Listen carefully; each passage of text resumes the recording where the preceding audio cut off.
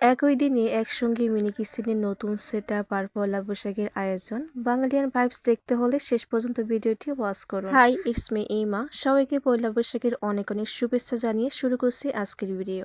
মেঘনা নদী থেকে টাটকা একটা 5 কেজি ওজনের ইলিশ নিয়ে আসলাম আমার কিচেনে। এখন স্লাইস করে কেটে নিয়ে এলাম, তার উপর হলুদ, মরিচ, লবণ সব কিছু ছিটিয়ে দিলাম। আজকে তো ইলিশের গায়ে হলুদ, তাই তাকে খুব সুন্দর করে সাজুগুজু করে দিয়েছিলাম যত্ন সহকারে।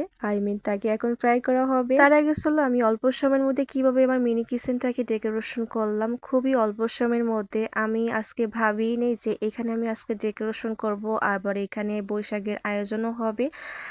সম্পূর্ণ ক্রেডিট আমি আমার মাকে দিতে চাই, কারণ সে অনেক অনেক হেল্প করছে আমাকে। পান্তিলিশ খাবার সেখানে বেগুন ভাজা থাকবে না, তা কি করে হয় বলো? তাই তো আমি এখানে বেগুনটাকে খুব সুন্দর করে রেডি করে নিয়েছি। এখন চলো আমরা মাছটাকে ভাজি করি। এখানে হচ্ছে মাছটাকে তো আমি ভাজি করতেছি, আর এখানে একটা খুব সুন্দর একটা সাউন্ড আসে। চলো তোমাদেরকে সেই সাউন্ডটা আমি শোনাই।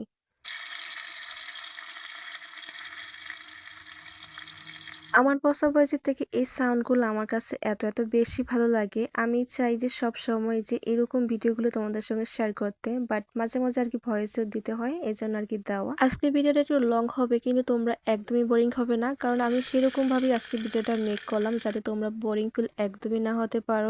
মাটির চুলা রাঁধি আর দুয়াশে চোখগুলো জ্বালাপালা করবে না, তা তো হয় না। মাটির চুলা রান্না করতে কষ্ট হলো, খেতে কিন্তু ভীষণ স্বাদ। ইলিশ তো ভাজা হয়ে গিয়েছে, এখন বেগুনগুলো ভাজবো। আর বেগুনটা ছিল একদম আমার মিনি কিচেনের মতো, একদম মিনি মিনি, তো বেশ কিউট লাগে। আর দেখো আমি যখন তেলের ভিতর দিয়ে দিছিলাম কত সুন্দর করে সেগুলো ফুলে ফুলে উঠছিল, দেখতেও খুব সুন্দর লাগছে, তাই না? এখন হচ্ছে আমার বেগুনগুলো ভাজা হয়ে গিয়েছে, তুলে ফেলবো। মাটির চুলায় রান্না করতে যে জিনিসটা সবচেয়ে বেশি অসুবিধা, এই যে চুলা আগুন ধরাটা সহজেই তো ধরে না, আবার আগুন ধরলেও সেটা দেখা গেছে পরপরই নিভে যায়। এটা নিয়ে আমাকে অনেক বেশি কষ্ট করতে হতো, কিন্তু দেখো আম্মু তার নিজের টেকনিক দিয়ে কাজটা কত সহজ করে ফেললো। আমার হাতে যে পাইপটা দেখছো, এটা দিয়ে জাস্ট একটা ফু দেবা আর সঙ্গে সঙ্গে আগুনটা উঠে যাবে। এতে করে তোমার আর কোনো দুও খেতে হবে না, আর হচ্ছে বারবার নিভে গেলেও সেটা নিয়ে আর প্যারা খেতে হবে না। জাস্ট একটা ফু দেবা আর সঙ্গে সঙ্গে আগুনটা উঠে যাবে। ব্যাপারটা কিন্তু ফানি হলো ভীষণ কাজে। আজকের মিনি কিচেনের এই ঝাঁপিটা আমার কাছে অনেক বেশি ভালো লেগেছে, বিশেষ করে বাসি জিনিসগুলো আমার কাছে একটু বেশি ভালো লাগে। তো এটা আজকে আমি মিনি কিচেনে ডেকোরেশন করেছিলাম, বাট উপর থেকে বাতাসে পড়ে গেছে। ইলিশ, বেগুন, কিছু পেঁয়াজ কুচি ভেজে নিয়েছি, এখন সেগুলোকে খুব সুন্দর করে সাজিয়ে নিয়েছি, ভর্তা করব এখন। তার আগে তোমাদেরকে আমার মিনি কিচেনের ফুল সেটটা একটু দেখাই। আমার কাছে আজকের এই মিনি কিচেনের সেটটা অনেক বেশি ভালো লেগেছে। জানি না তোমাদের কাছে ক্যামেরাতে কেমন লাগে, আমার কাছে ক্যামেরা অন অফ দুইটি ভালো লেগেছে। এখন যেহেতু বৈশাখ মাস, একটু পর পর দেখা গেছে অন্ধকার হয়ে আসে আবার রৌদ্র ওঠে, এরকম যেহেতু কালবৈশাখী হওয়ারটা সম্ভাবনা আছে, এই জন্যই ক্যামেরাতে একটু এলোমেলো লাগতে পারে। যাই হোক, এখন আছে আমি আলু ভর্তাটা করে নেব। আলু ভর্তা করার জন্য আমি এখানে কিছু পেঁয়াজ কুচি ভেজে নিয়েছিলাম, সেই পেঁয়াজ কুচিটা এখানে পরের মতো নিয়ে নিয়েছিলাম। আর আমার কাছে এখানে পেঁয়াজ কুচির সঙ্গে একটু তেল থাকে না, সেই তেলটা কিন্তু ভালো লাগে, তাই কিছু তেল নিয়ে নিয়েছি। এখন কিছু কাঁচা পেঁয়াজ দিয়ে দিব, একটু লবণ নিয়ে নিয়েছি, আর হচ্ছে কিছু কাঁচামরিচ ছিল সেটু দিয়েছি, শুকনো মরিচ দুটি এখানে দিয়েছি। তো আলু ভর্তা হয়েছে। পান্তা ভাতের সঙ্গে আলু ভর্তাটা কিন্তু বেশ জমে, তাই না? এখানে শুধু আলু ভর্তা করলেই হবে, তার পাশাপাশি আরেকটা আইটেম দরকার আছে না ভর্তার।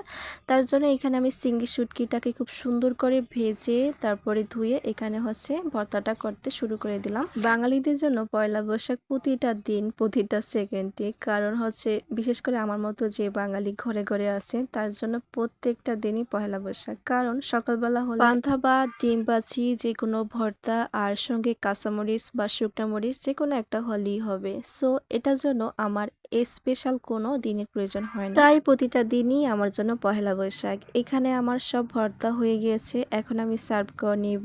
আর তোমরা এই ভাতটাকে আবার গরম ভাত বলে ভুল করিও না, কারণ আমি যেহেতু বাঙালি ভাই, আমার ঘরে প্রত্যেকটা দিনই হচ্ছে পান্তা ভাত থাকে। সো এটা নিয়ে আর প্যারা নেই।